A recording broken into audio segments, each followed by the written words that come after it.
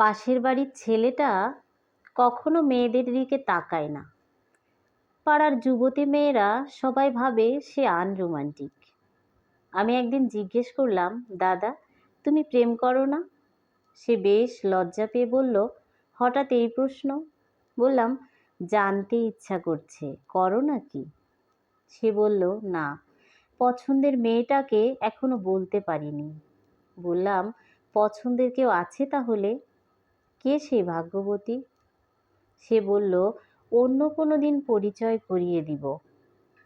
ওই দাদাকে আমার বেশ পছন্দ।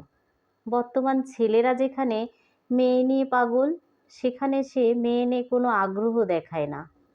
আমার সাথেই শুধু টুকটাক কথা বলে।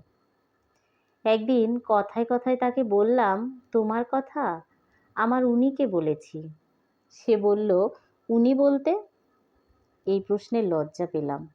মুচকি হাসলাম। সে বুঝতে পেরে বলল, বুঝেছি বুঝেছি, আমায় নিয়ে তাকে কি বলেছ? এই যে তুমি মেয়েদের নিয়ে এত ভাবো না, এইসব।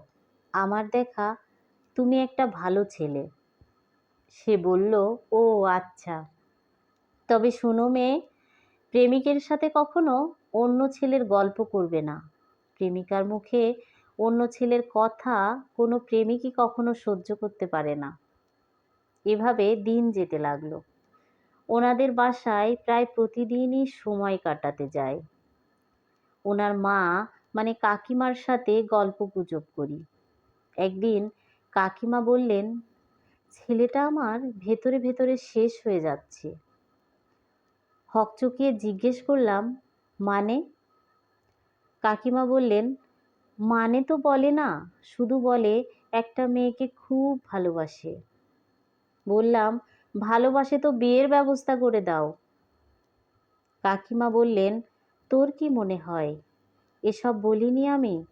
পুরো ঘটনা তো আমায় বলে না। প্রায় রাতই জেগে থাকে।